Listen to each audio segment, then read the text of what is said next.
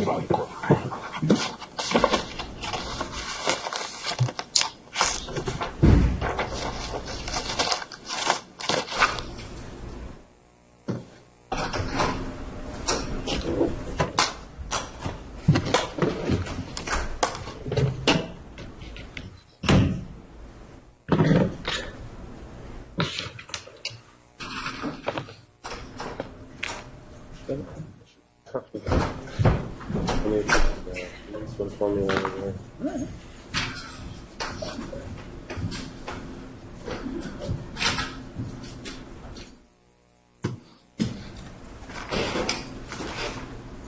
you good to go?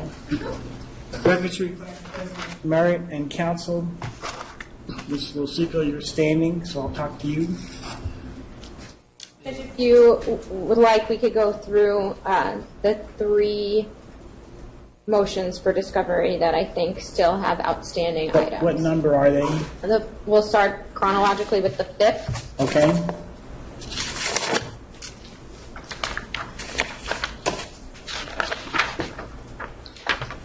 Okay.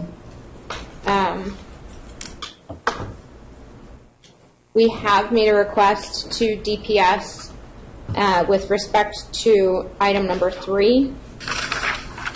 I have been told that the IT department at DPS is doing their best to retrieve those items. Do they need any help from me? Any order that may help? We don't think so, Judge. Is there a guesstimate of time? I'll have them work a little bit faster. I don't have an idea. Is it the 97th thing in line, or are they working on it and it takes this long to do whatever they're doing? In my experience, trying to retrieve archived emails, it is a time-consuming process. Okay. Mr. Lamb, do you have a time request? I know, yet other than yesterday. I certainly don't want to put the cart before the horse, but I think by setting a trial date, we will be in position to better gauge discovery, because we'll have benchmarks from which to work.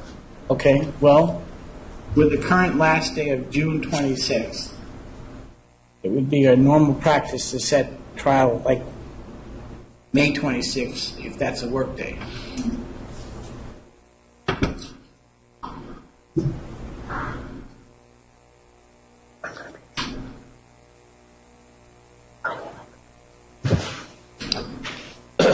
Mr. Leiter? I would just say that based on my trial schedule with 2 defendants who've been in custody substantially longer than Mr. Merritt, I don't anticipate, frankly, at least being available within the last day. I understand the defense's request. I think at this point, I think it's reasonable to set a trial date at least 2 weeks before the last day, with defense counsel and the court's knowledge that I have 2 separate homicides that I intend to participate will go to trial, and that will lead me at least until July, when I'd be available to try this case. That'll take a written motion. I understand it. So, but in order not to create something that's not doable, I would set trial in June 26th is actually a Sunday, so the last day is really June 27th.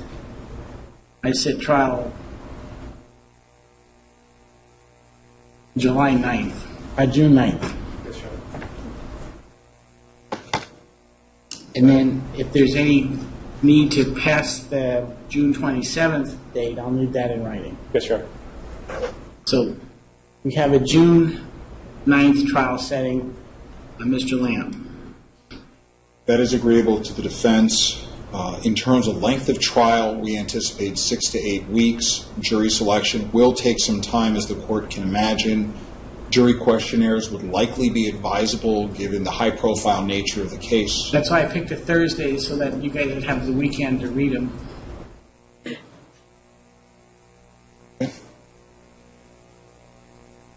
So, the DPS is working on what you're asking for in your fifth, and it's an arduous process. How much time are you affording them before we come back here? Judge, would it be feasible to have that information 30 days from today? Is that reasonable in this court and the state's eyes? So I'll make it, that's the default position, it's reasonable, and like the rule says, they need to tell us why it's not. So the court would order that discovery request 5, subpart 3, be provided to the defense within 30 days.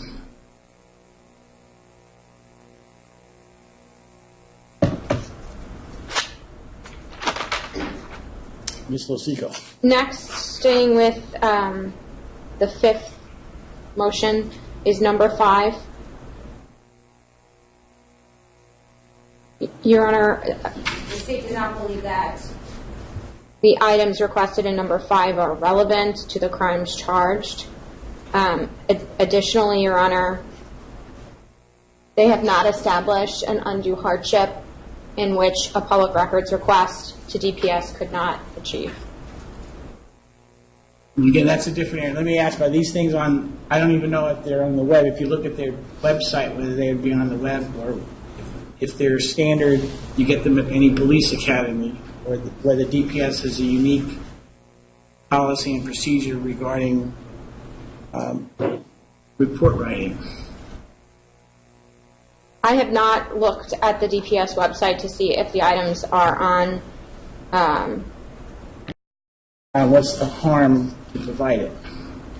Well, Your Honor, the state does not believe that this is relevant to any issue with respect to the crimes charged, and therefore it's not within the purview of discovery.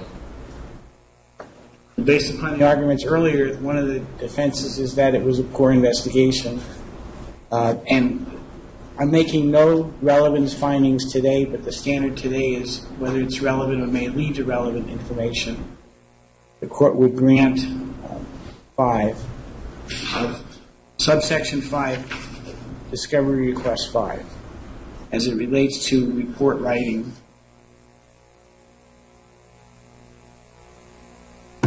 With the same March 9th 30-day deadline, Your Honor. I would think that one can get sooner, but I'll give you the 30 days. If we could now go, Your Honor, to the 6th motion for discovery. Yes, ma'am. 6 up Vanessa. I'm sorry. With respect to item number 2, the reports related and the analysis have been disclosed and were disclosed on December 3rd, 2015. The notes and anything else related to that analysis, I have been told, has been placed in the mail today from the outside agency that completed the analysis. So as soon as we receive that, it will be disclosed. Okay, so 2 out of subsection 6 may be moved as granted.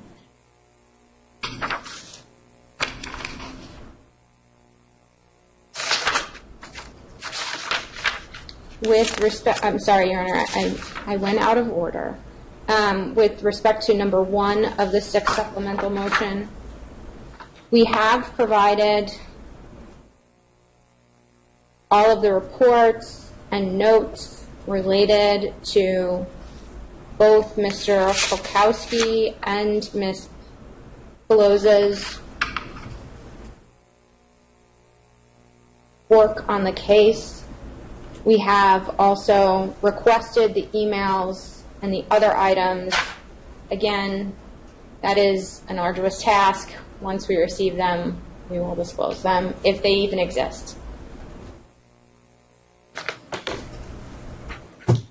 in the very first discovery request as opposed to the one that's entitled to first discovery request.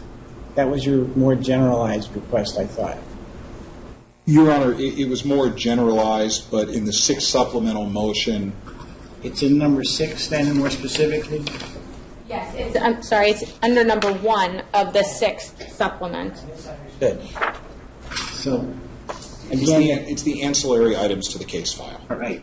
The court would grant subsection 1 out of the 6th motion, but believes that it is, the state is attempting to comply with that, with the same 30-day window.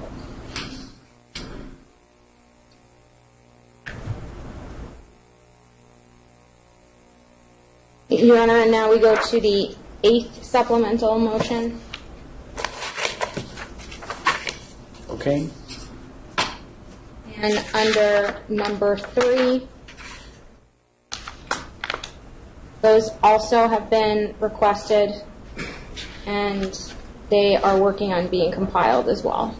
Okay. The court will grant the request for subsection 3 out of the 8th motion discovery and take the state at its word that they're doing their best to get that as soon as possible, but no later than 30 days.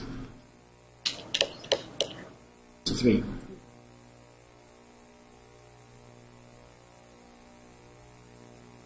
I believe that is all that is outstanding. All right? If there's any other disputes, you let me know. We ought to set something in 30 days. I think it would be prudent to do so just after the 30-day discovery cutoff for the items ordered today. Just for scheduling, yeah, Friday is probably best. March 25th. The 25th, Ms. Losico? One moment, Your Honor. Jason, something else can we do with the following? That's fine with me. I don't know about Divider? Mr. Ryder. A moment, Judge. Sure. You can. Well, they're checking. They got little things. Mr. Farragut, will that work for you? I think I have another case out of county that day. I don't have my calendar with me, but I think I do. So if we can change it, if not, Mr. I can set it for another day. Handle it. Better to do it on a Friday or a weekday. Mr. Leiter's in trial. Is Friday better? Fridays. Well, in terms of complex case, essentially what's going to be a complex case management discussion of discovery, which state believes we will have largely complied with the request. I don't anticipate a lengthy hearing. I think we could do it during the week on an 8:30 setting. It would be fine. For the state. When are you back? Or when are you gone? Just that one day? So you, what? We have an oral argument set for March 4th, but that was for something else. That's the. What was it then? I'm glad your looks are the same as my looks. I hate that.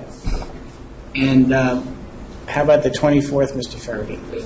Julianne? Sure, fine. Mr. Leiter? Fine. Losico? All right. Back on the record, the court will set a case management conference for March 24th. If anyone needs anything in advance, just submit it, including what we do know we need is the 15-1G order. If you just email it, I will sign it. And if the DPS folks need any orders to get what they need, just submit them and I'll sign them. And Judge, I would like to request a clarification with respect to the court's order before we took a break. Yes, ma'am?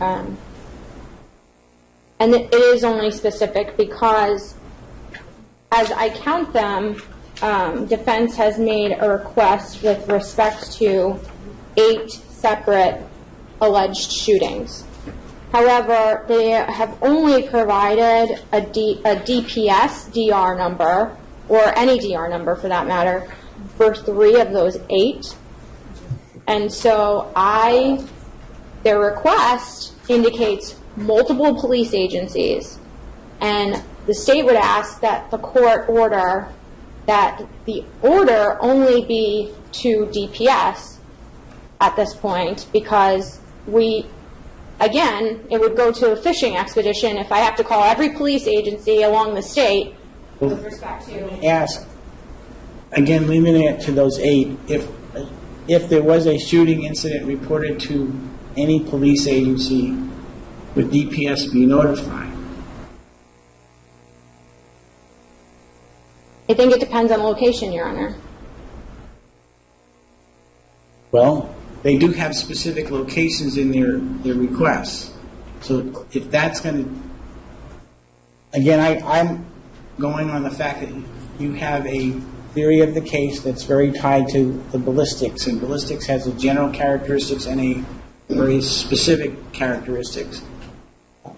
And what I deem relevant is those that are general characteristics that you are aware of. If you don't know and you've made a good faith effort to look, that's an answer.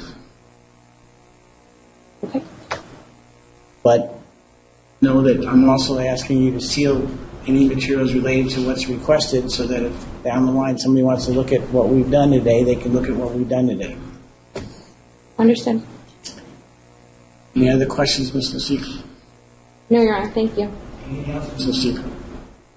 No. Mr. White? No, Your Honor. Mr. Lamb? No, Your Honor. Thank you. Mr. Farraday? Thank you, Your Honor. Karen?